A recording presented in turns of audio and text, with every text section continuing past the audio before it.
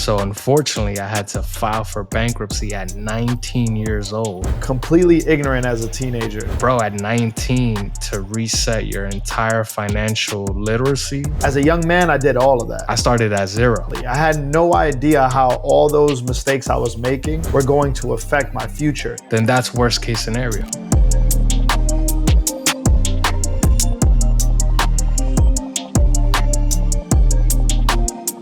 In your 20s and even early on, man, you should really dedicate the time to focus on yourself. Like if it's not serving you, like, you know, don't put any energy towards things that are not serving you. I also think about like at 19 filing for bankruptcy. That was a very pivotal moment in my life where I met a woman. She leased a car. We ended up putting it under my name.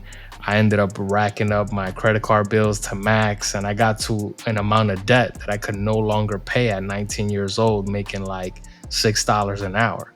So unfortunately, I had to file for bankruptcy at 19 years old, right? I think the debt was somewhere upwards of 35,000, which doesn't seem like a lot today, especially, you know, now that we're doing a lot better in life. But at the time, it felt like a lot of money, and it felt like a hole that I couldn't climb out of. I started at zero. But why did I start at zero? I started at zero because I made some poor decisions, you know, with the partner I was with and the relationship that I was in, with the financial choices that I made, led me to start at zero at 19. You know, when I think about failing elementary school, like filing bankruptcy at 19, not starting college right away. I think I started college at maybe 22, right? When most kids are like exiting college, like I just started to enter, right? So I've always felt like I've been behind.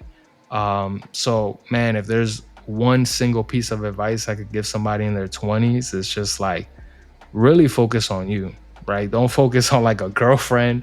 Don't focus on being the class clown. Don't try to focus on trying to be cool, trying to impress other people. Like if it's not serving you personally, you know, you shouldn't have the time or energy to spend on it. Actually, it's funny because sometimes you spend so much of your life measuring risk versus reward once you kind of have a good idea of how something that can have a consequence can affect your future. It's one thing when you know you're not ignorant to the risk reward ratio. It's another thing to be completely ignorant as a teenager or someone in their early 20s and just be risk adverse. All you do is just like do shit that could either get you locked up, get a girl pregnant, get you into trouble with your family, put you on the outs with really close people, fuck up relationships with mentors. Like as a young man, I did all of that. Yeah. And I did it ignorantly. I had no idea how all those mistakes I was making were going to affect my future. And to kind of bring it home based on the point you made, it really had both you and I operating at a deficit. So when the gun for the race went off and everybody jumped out the block and had a fair shot at 18 that were going to college, even some of our friends were going to college at 17. Me and Rich were still in high school. And we had these bullshit jobs at Whole Foods, at Pizza Hut, and we were scheming and scamming to get by, and we were operating at a deficit because we were short-sighted and ignorant. So I don't even know if that's really the conversation that these guys are asking. These guys are smart enough that at 22, they can ask, hey, I feel like I want to do something. They may compromise my future self, but I'm inquisitive and smart enough, and someone taught me enough about life to know that, is it worth putting this money into Bitcoin? This seems like a volatile risk. Is it worth me getting a down payment on this home, knowing that taxes are going to inflate over the next 5 years? I find that either the community we have or the generation of young people today are so knowledgeable that they look at everything through this risk reward lens. And I guess the point I'm trying to make, there is a happy medium between the level of ignorance and fuck it, I'm going to do whatever energy, and this hyper optimize. I got to measure and weight and equate and calculate all the things that I do to make sure that I'm giving myself leverage going into the next 10 years of my life. I think there is somewhere in between that is the right answer. Yeah. I mean, listen, I operate with any decision that I make, I operate, or any risk that I take.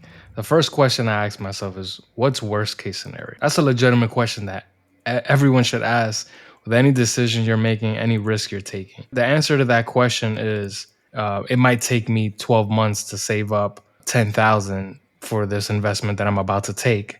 Then that's worst case scenario, right? You invest this 10,000, that investment doesn't pan out. Now you have to take another 12 months, save up those $10,000 again, right? It's a year of savings. It's a year of maybe not going out or not going on vacations, but that's the worst case scenario. What is the positive if that $10,000 investment does pan out, right? And then that's where you start to get into risk reward, right? Does the risk of investing those 10,000 and being right about your investment outweigh the risk of not being right and having to save for another 12 months? Simply ask yourself, what's worst case scenario? I love that you bring up the point of worst case scenario and financial runway versus. I think we got to take a step back, and I want to hear more about your story about what was it about the nature of the relationship you had with your baby moms and having a kid young that led you to bad decisions, risk that had you operating out of a deficit. But the one thing I want to point out to our community is there's a difference between what you think is risk. Let's say the risk is -1 plus one. You either fail and you're at a -1, or you succeed and you're at a +1. Risk only makes sense unless risk is -1, but if you succeed in 5 years, it's times 10, not plus 10, times 10. So the risk and the reward makes sense because it's like, you know what? It's worth me sacrificing getting up every day at 5 in the morning to learn how to become a salesperson so I can at least have a skill set of someone who understands sales in the event that this hobby that I have for creating my own business is going to lead me down a path where I'm an entrepreneur, but I can make $10 million a year because I own my own business versus what I know most people make with my degree, which is $100,000 per year. I know that sounded complicated, but that's what risk and reward is. Any person who's accomplished anything that you find to be admirable, they jumped out the window and did something that might have been a net negative, but they did it knowing that if it landed and it worked out, it's a times 10. That's risk versus reward. Rich, specifically, I think what happens with this generation, and again, it's 20-year-olds asking two guys in their late 30s, hey, what do you think? I want to do this. It's not risk versus reward. It's risk versus comfort. They want to be comfortable, but still get the beautiful girl. They want to be comfortable and safe, but still get rich on a Ponzi scheme or some crypto scheme or some Trump coin on some Melania coin. They want to put minimal effort and get 100 times return. That's really the conversation we're having. Yeah, I mean, listen, unfortunately, progress and success involves a lot of discomfort, right? A lot of failure, a lot of trials and tribulation. And if you're the type of person that you seek comfort and you're rattled by the unknown, it's going to be very difficult for you to move forward or make decisions or take risks that are going to elevate you to another level. I don't think there's anybody successful on this planet that has done anything incredible that hasn't taken an absorbent amount of risk